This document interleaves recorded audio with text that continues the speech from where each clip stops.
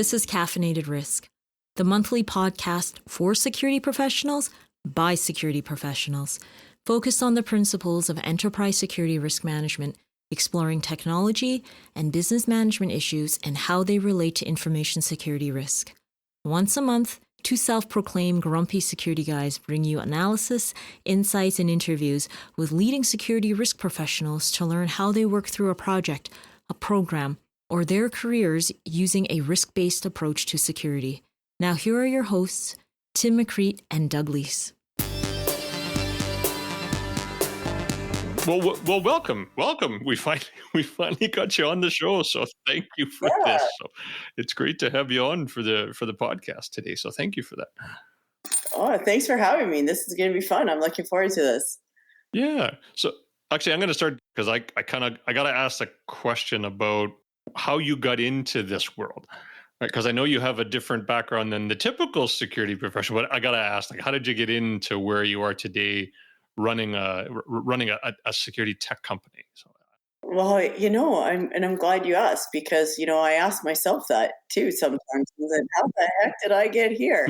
And, I think it started, my first career was with American Express, and it was a financial service company. And my job as a junior travel agent and junior financial service rep was to take out the garbage and clean out the filing cabinets and maintain all of the reservation systems.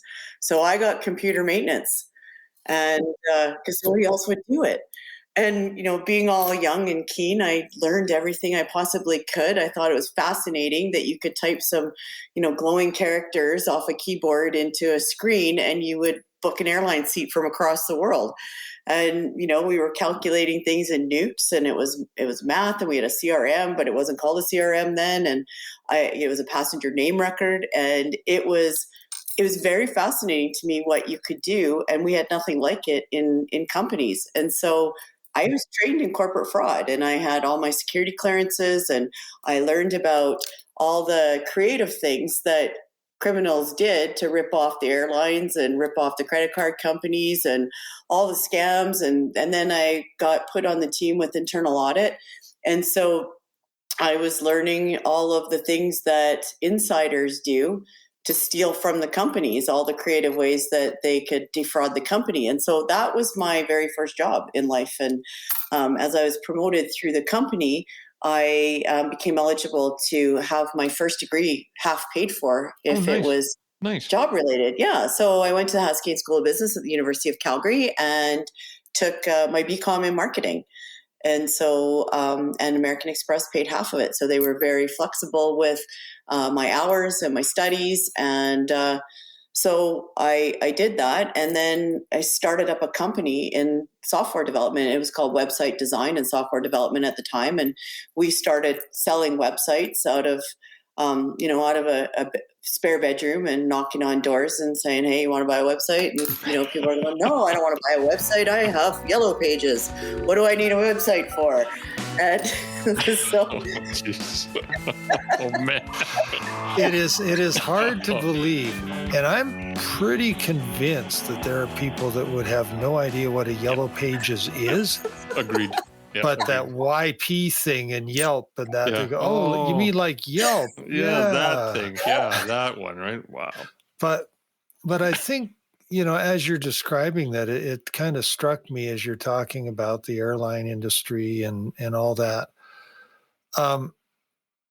You found the one thing that was monetizable, like the criminals found that, yep. And you were investigating fraud. And because back then you could just show up with an airplane ticket and you could get on. There was no... Right. And check ID. Right. There was no further requirements. But of course, that's completely changed now. But when we look at computer fraud and we look at security issues, I always have been thinking in the back of my mind, how do you monetize that? That tends to be where momentum shows, because I'm sure you busted a few gangs with ticketing and all that kind of stuff over the years. And yeah, human trafficking, you name it, it came across. And we worked very closely with authorities because we were on the lookout, because they would change in fake identities in order to get airline tickets. And so we would be all brought up to date on an ongoing basis in real time on, what to look for and how to spot human traffickers, how to spot, we were looking for minors, we were looking for suspicious airline tickets or unaccompanied minors. Now you can't even do that. But back then, you could just put a young person on the plane and they didn't have anyone, and the flight attendants had to look after them. Yep. So we grew up with all of the sort of the nefarious activities, and we would watch people commit fraud from a canoe in the middle of the lake on their cell phone, and they would fraudulently get American Express credit cards. They would fraudulently book tickets with fake credit cards because we didn't have authorization automation there to verify whether these cards were good or not. And so there was a lot of things that we learned that I never would have even come up with on my own. I could have never dreamt of it. Where there's a way for there to be a scam, there's going to be a scam. And there's always a scam artist, and there's always somebody that's trying to get something for nothing. And they try to justify it, well, that company did me wrong, or that person did me wrong, or life has done me wrong, or it's not my fault. There's always some way that they've justified their moral injuries. And, and you're going to see that everywhere. And we're going to see that now. And as technologies are constantly emerging and evolving, they're going to find a way to exploit it. Yeah. Today is AI. Tomorrow is quantum. The next day is going to be something else. Mm-hmm. And it's up to us to always stay abreast of what they're doing and how they're doing it. But, at the end of the day, social engineering is one of the biggest ins to any corporation.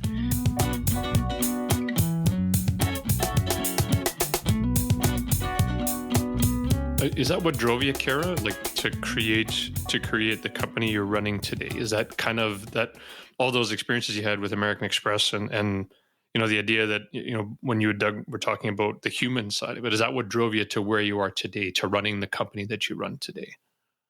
Yeah, there's a lot of interest there. So I first started studying organizational psychology. And then it led into the MBA in finance and entrepreneurship. So that's always been in my blood. So this is my fourth company, and it's a company with purpose and meaning.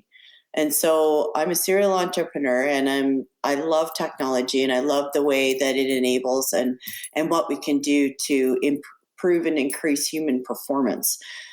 The more I started talking to CISOs in different organizations, the more I learned about, what the issues were with the technologies, where the glitches are, because there's a lot of marketing that's very well done, but you look under the hood and it's not so good. So where can we make a difference? And so I just started following my passion, and it just takes me where I end up. We're probably going to be stuck with buggy software for the next 500 to 1,000 years. Yeah. So I wanted to, and maybe it's even a follow-up to the Canadian we had on last month, who's doing data-driven analysis as well. Do you think that that's maybe how we're going to fix this? Back in the American Express days, we had, wetware analyzing the data and coming up with that looks fishy, that looks okay. And now we have to do it at a completely different scale with data points. But it's the same thing under the covers. We're trying to find fishy versus not fishy. Yeah, totally. And we've got a lot of great anomaly detectors in the market now.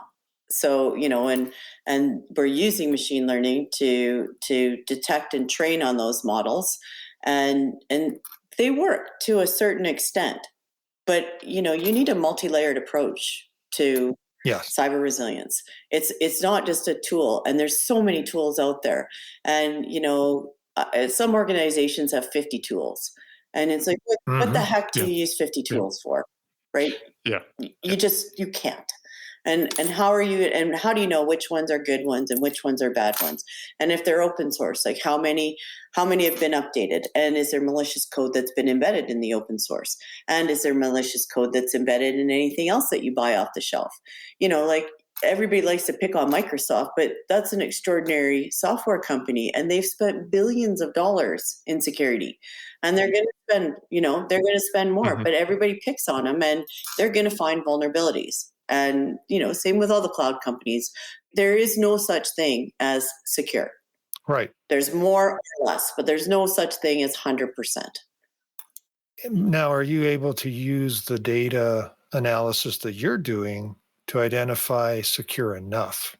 Yeah, you know what? But secure enough is an organizational decision, right?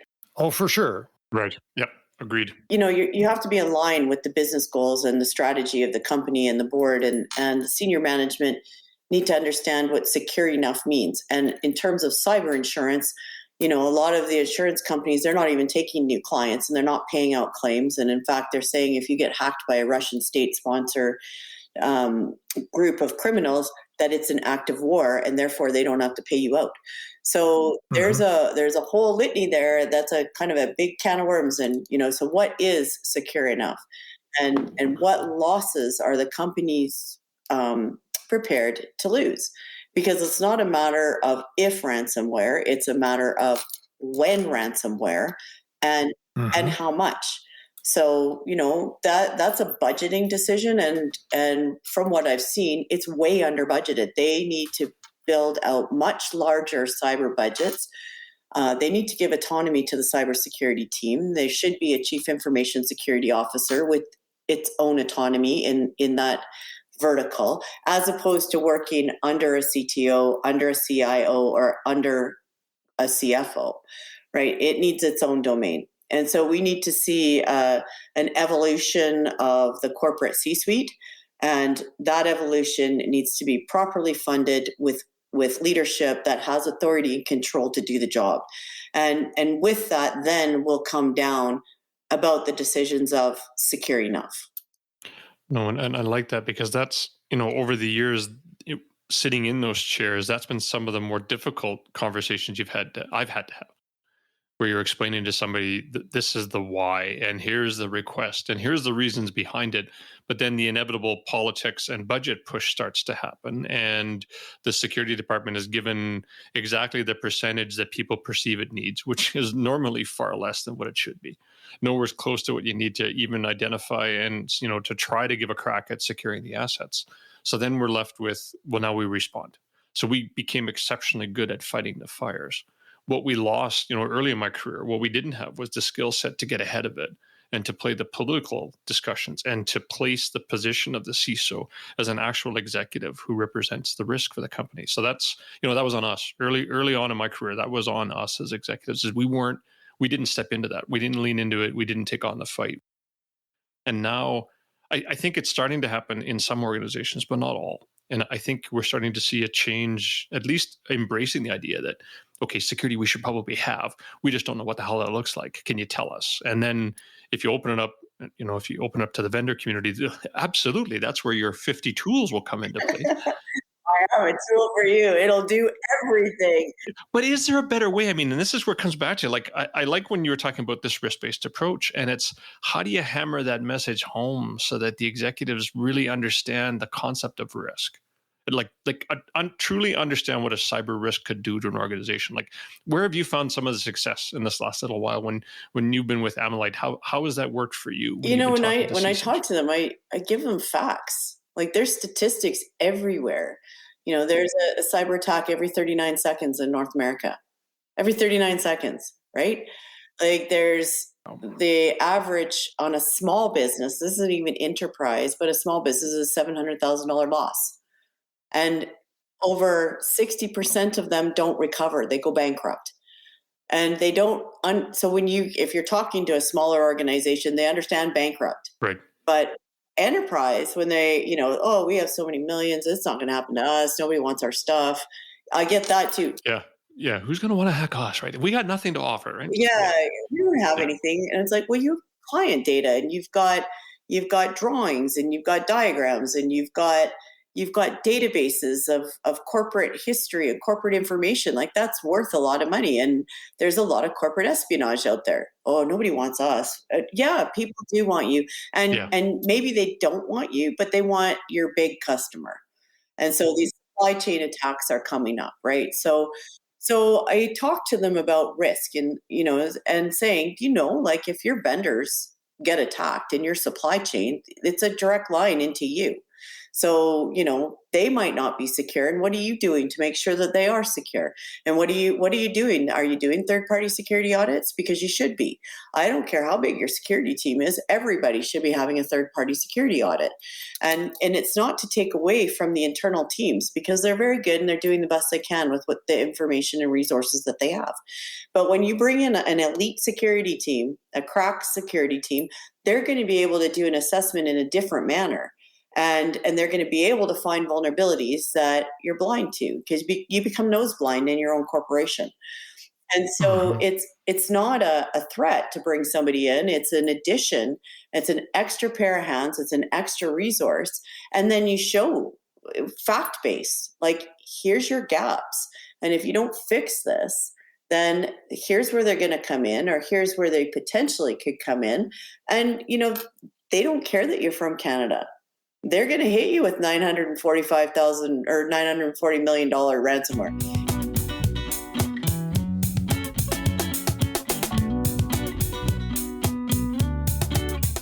I was actually looking for a test yesterday to validate a particular piece of software.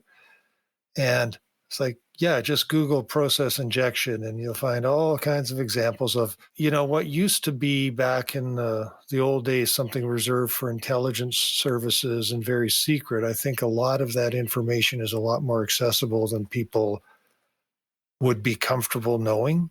Yeah, I would. If you really want to look, you can find out how to do just about anything. Exactly. Yeah. And ransomware is a service. I mean, it's inexpensive, right?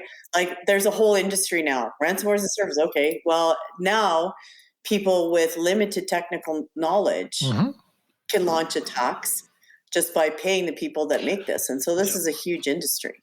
Yeah. And, and so how do you combat that? You're absolutely right. We were doing proof of concept for anti-malware for drones and drone swarms and satellites. And when I was first learning the feasibility of it, I watched a professor from Harvard hack a satellite in under 5 minutes. He did it right on. Right, there's a YouTube video, how to hack a satellite. I was like, wow, and some of the stories I've heard, the Russian kids are learning how to hack ATMs and they're learning how to hack satellites, and then they take command of the freighters and do donuts in the ocean, and then the Navy's got to come. That's crazy. Our kids are playing hockey and they're hacking satellites, right? So if the 10-year-olds can figure that out, it is a big problem. And you're correct in the fact that the methodology is the same, the theory is the same. It's just the tools are more sophisticated. So the rate is higher, the sophistication is higher, and that means we need to step up our game better. And, that just means that we need to build the tools. They need to be Canadian built tools. We can't keep relying on the Americans to build our tools for us and then, pay them to do that. Or we need to build our own. We need to have our own defenses and rely on our own intelligence, and that's going to take time to build up that intelligence. But we've got really great expertise here, and it's world class. And we're, like I said, we're smart people. So I think that there's great potential here for further development of better tooling. And then it raises the capacity, because then you're not doing that mundane stuff that takes all the time and monotony of your day. So if you can, do automation of the security function and save 10% of productivity time, I mean, that goes right to the company's bottom line too. Right. Well, so can I ask, so Cara, if you were, from your perspective, what else can we do within Canada itself, or within, whether it's coming from the feds, the province, or municipalities, to keep igniting that fire within small companies to create that startup culture where you can start looking for the gems, your company in particular, or others that have started up as well. How do you build that incubator mindset and give people the license to start exploring other options? And the platform you and your team have created it's pretty awesome. How do you replicate that or get others to think the same way or look at the security problem from a different lens and come up with a different approach? Like, what would you do, or what would you offer as a suggestion or some changes? Well, I think we need a co-development mindset. And so every startup needs a big company to sponsor them for the development of whatever their concept is. So we're really, really good at coming up with very good ideas. Here's the problem. Here's a solution. We can get it out on paper. We're usually pretty good at getting the first 100, maybe 250. And then it dies because nobody wants to, they want something off the shelf because you never get fired from hiring IBM or Deloitte, or right. So they don't want to take a risk that it could fail. So they go, oh no, we buy other companies. We're too big. We don't need to, we're not a software development company. So we'll just buy other companies and buy other tools. Where what they should be really doing is having some sort of an incubator within their corporation to bring in the startups and start giving them real money to pay salaries. So, and by real money, not 60,000, not 100,000, we're talking millions. So here's a runway, to do production quality tools is not 100,000. It's not these little piddly grants that they have out there. You cannot build Google in your mother's basement. That doesn't exist anymore. Yeah, right? yeah, fair. So there has to be some sort of understanding that you're going to co-create and co-develop a tool that's meant for your business, and you're going to pay for it and share in the IP and share in the revenue and have these models. So AT&T had a great model. They hired probably the best and the brightest out of U of A, out of their artificial intelligence graduates. And I understand that they had 8 students. They paid all of their salaries. They gave them office space and all of their data. And they kept 100% of their IP, and AT&T got exclusive use of that tool in their domain for 2 years.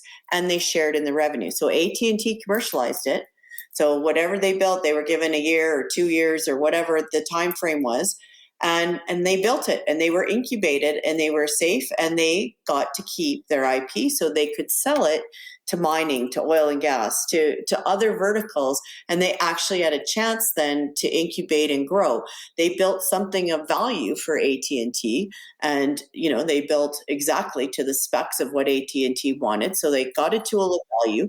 They've got very smart people working with them. They supplied them with their data and computer equipment and their salaries, reasonable salaries. I'm not talking $500,000, but reasonable salaries for PhDs and master's degree. They're over, you're in your 150 to 200,000 US easily. So those are what I mean by real salaries. Amazon just announced that they're paying their white collar workers, juniors, 350,000 US just to keep them there. So Canadian companies have to recognize that we have to pay money for salaries to keep our talent here. We're smart. Mm-hmm. And we're highly, highly marketable, especially now, because the U.S., we're just farm team for the U.S. Yeah. They come and they go, oh, yeah, we know you're smart. We know. Come on. We know you're working for nothing. Come on down. We've got a place for you. We'll pay you 3 times. Yeah. And so if we want to keep this, if we want to keep our people, especially our tech leaders, then we got to pay at American parameters. And I think that when they start racking these up, their mind explodes a little bit, and they go, "Oh, that's a lot. Oh, that's too risky, and that's expensive." But yeah, it is. It is expensive, and it should be expensive. How much do you think Google spent growing? How much do you think Amazon spent? How much do you think Oracle spent? How much do you think Microsoft spent? Yeah. So there has to be a mind shift that yes, we want Canadian built. And yes, we want to pay for it. And yes, we want to be collaborators, not exploiters. because that's also the traditional is let me get as much as I can possibly get out of you for nothing, right? Right. So we have to shift from the exploitive nature to the innovative nature and co-collaborate and co-create. And when we can get that mindset and we get people to put that together to cooperate and collaborate so that everybody profits, then we've got a winning formula. And we've asked about this before, but how do we, and this sort of leads to your other accomplishment here that is very incredibly notable, like how do we get that common sense thinking into the cyber field? I know you're active in women in cyber. Will that be our salvation the same way the Canadian women seem to be better at hockey in the Olympics than the men? And Oh, nice. That was nice. like, I don't know, but I think we do need new people in cyber that aren't coming from the traditional backgrounds, but how do we bring them up to speed so that they can do that work, but they bring that extra lens like you've got where, well, I used to watch people steal airline tickets for a living. So trust me, I know about fraud. Yeah, exactly. Yeah.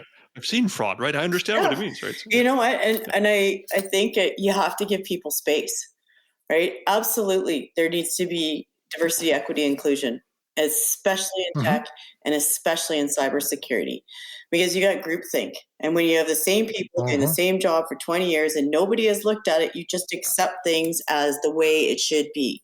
And it's not because you're wrong. It's not because you're bad. It's because this is the way you've grown up. This is how we've all grown up. This is, and so when you bring in outside, whether it's a gender or race or different religion or different perspective or different background, that's going to send a different perspective and a different lens. So there's going to be questions that of the innocent, right? Like, oh, why do we do that? Right. And then you go, yeah, like, why do we do that? Because we've always done it.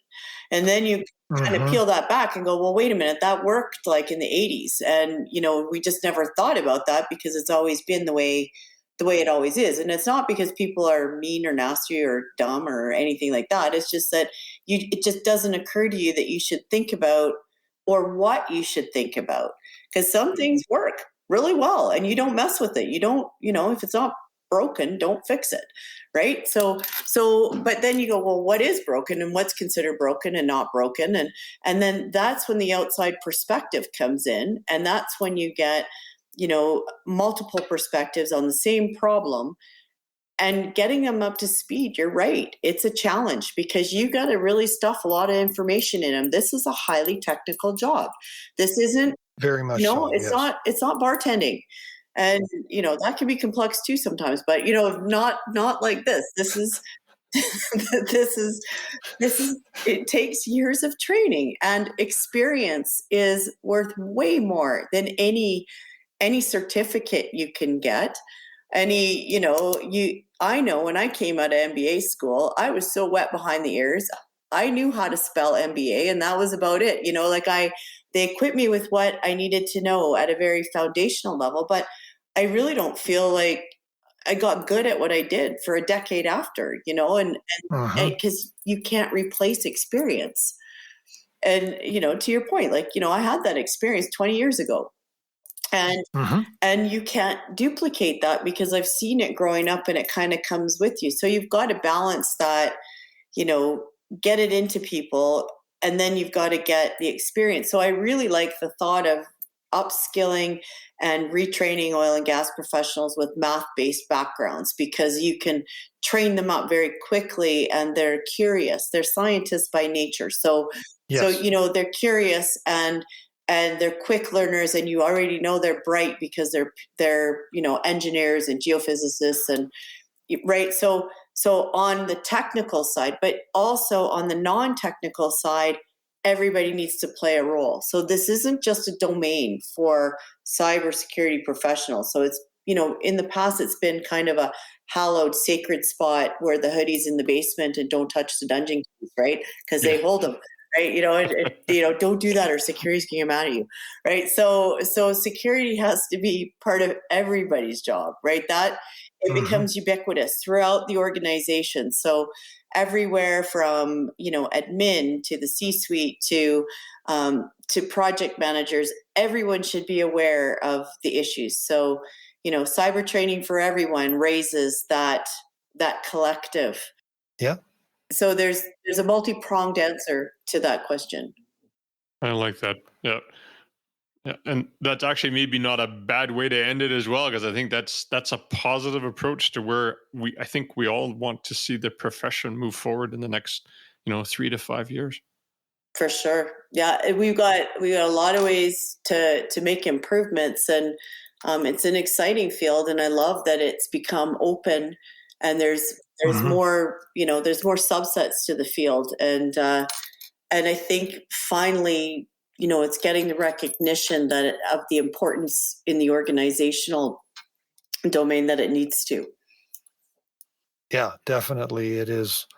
You can't afford to ignore it. And I think you're spot on. If we do eventually get something like negligence consequences for not just not funding it, but not, don't just take it at first blush, because I think the focus needs to be on stewarding, not just on collecting data. Mm-hmm. And, yep. You're responsible to steward this risk, not just prove that you measured something. Agreed. Well, Cara, thanks for this. This was awesome. It was great to have you on the show. So we were so happy to get you on board, and thank you for spending time with us on the podcast today. It was great. Thanks for having me. That was super fun. I really enjoyed both of you. Thank you very much for having me.